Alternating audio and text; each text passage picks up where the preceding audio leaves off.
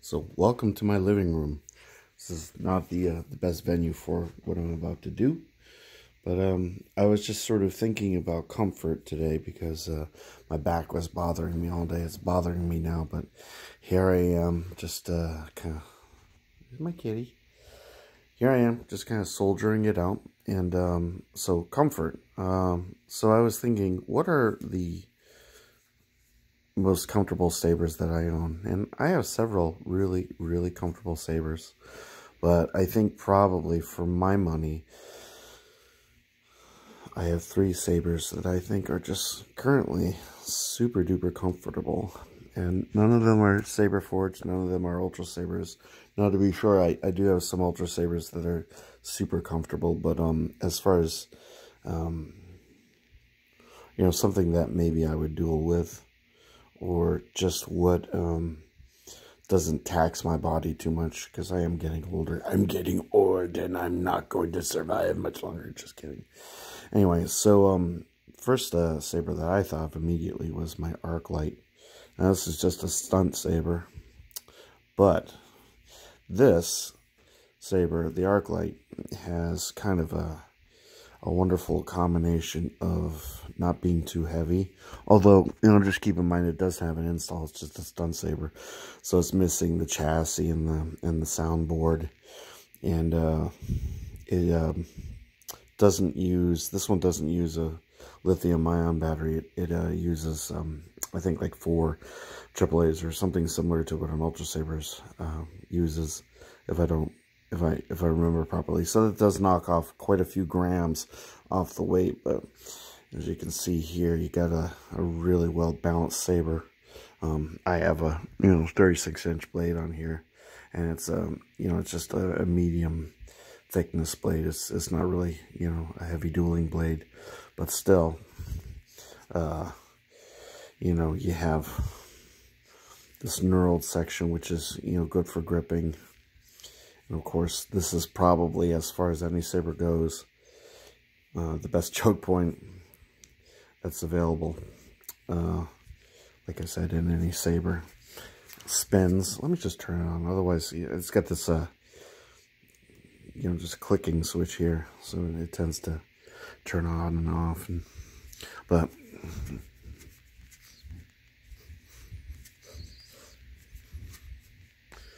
it flows.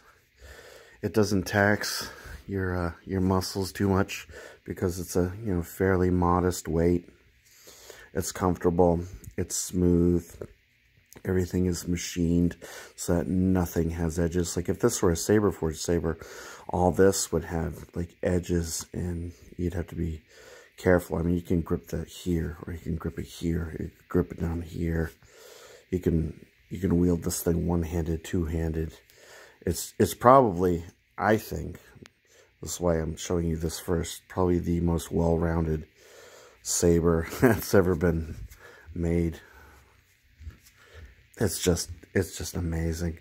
So that's obviously a Saber Trio product, and one of these days I'm going to get myself one of these with sound, but I'm not in a hurry because I've always been quite fond of this particular saber, just in the configuration that it's in. And I'm getting a Reaver pretty soon, I would hope, at least before Christmas. And I'm kind of excited about that. So that's saber number 1, the Saber Trio Arc Light. This is a classic. This is an indispensable saber for your collection. As far as I'm concerned, this is one of the best that's ever been made. And number 2. Everyone's been kind of going on and on and on, well, not really, but asking me about Patch Store. And one of the sabers that I got from the Patch Store that I just think is remarkably comfortable is the Kishi. And this is an Imperial Night Saber. I've reviewed this. Well, I've reviewed all these sabers. But the thing about the Kishi is this surface, this is silk. This is silky smooth. And the gauge of the hilt is perfect for your hand. You've got this section here. It's just eminently easy to grip. However, I tend to rest that against the inside of my hand, right in the palm, and I just kind of wrap my hands around this silky smooth. And it's long enough that it's perfect for two-handed wielding or single-handed wielding, and it's just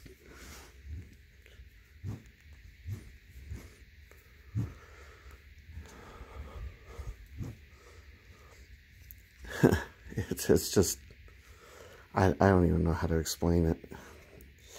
There's literally no work or effort to doing whatever it is you want to do with this. Now, that's kind of funny considering this saber doesn't really have a choke point per se, but this little rounded bit right here tends to function as kind of a choke point just the same.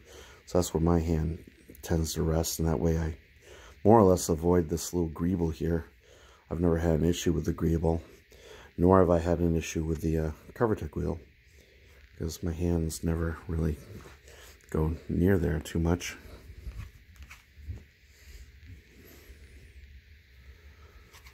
So that's the Kishi by the patch store, and unfortunately this saber is no longer available unless you get an empty hilt. But if you can do an install, I think this is a fine saber if you want an Imperial Knight saber and all the lore that goes with it. The Asteria 2 soundboard. Moved.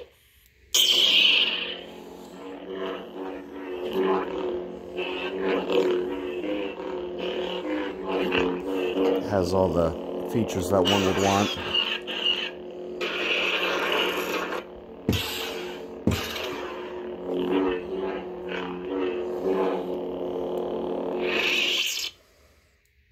Power off. But I haven't been able to figure out how to put fonts on it. It doesn't seem to work as other sabers do. So that's the patch store's Kishi. And thirdly is my Electrum Sabercraft's Remnant. And it sort of combines features from both of those sabers. It's lightweight. It's perfectly balanced. Although I'll probably make another. Yeah, it's like right at the end of the pommel is the balance point with this blade that I have on here. And I mean, that's really how it should be. But the thing about the saber is maybe the grenade section here is a little bit rough, but to my hands I have no issues with it. But you have this choke point here, right by the the grenade section, so you're gripping it in perfect comfort. The weight is phenomenal. The balance is perfect. You can, of course, wield this single or double-handed easily enough.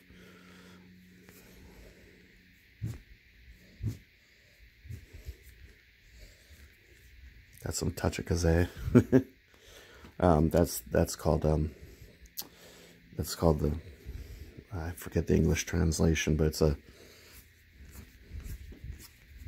the sound that a sword makes when it's cutting through the wind.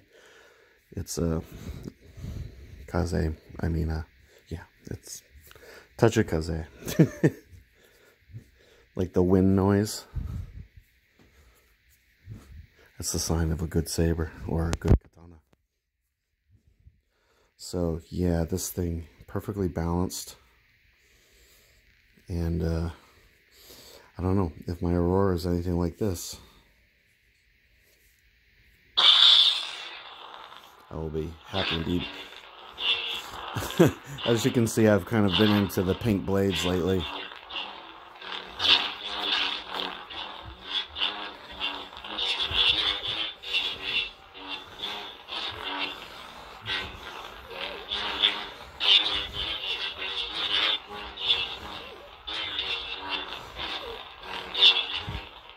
Effortless.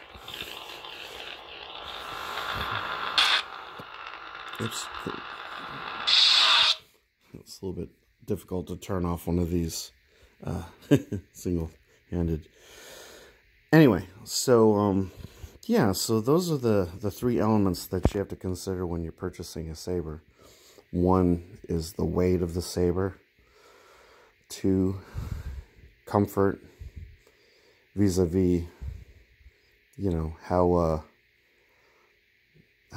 rough is the handle? Is it smooth? What's the gauge of it? And, you know, three would probably be length and balance. These are all very important. So, anyway, this is the Electrum Sabercrafts Remnant. An older saber to be sure, but that's kind of irrelevant when you're talking about a company that's only 3 years old.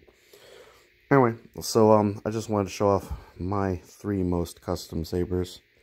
The sabers that give me the most bang for my buck as far as being able to really go at it. You know, a lot of sabers are unfortunately too bulky, too heavy, too uncomfortable. They're, you know, made to be more or less shelf queens. And lately I've been trying to invest in sabers that I can actually, you know, put to practical use and not abuse myself too much. And as I said, that's been sort of dictating what I've been buying lately. And on that bombshell, I'm going to bid everyone a good night. This is a really informal video. And I thank everyone for you know, subscribing to me and watching my nonsense content. And you know, anybody that comments, you know, I do appreciate your comments, and I try to answer them to the best of my abilities. Sometimes I just don't simply know the answers to a lot of your questions, and it's really interesting to, you know, have a wide array of people from pretty much all over the world. I'm getting to meet a lot of you know, a lot of you are really cool, and it means a lot to me. And I do mean that from the bottom of my heart. You know, a sincere thank you. I'm having a good time, and I hope you're having a good time, and we're all having fun. And let's make the world a better place together. Okay, my friends? All right. I love y'all, and I'll talk to you soon. Take care now. Bye.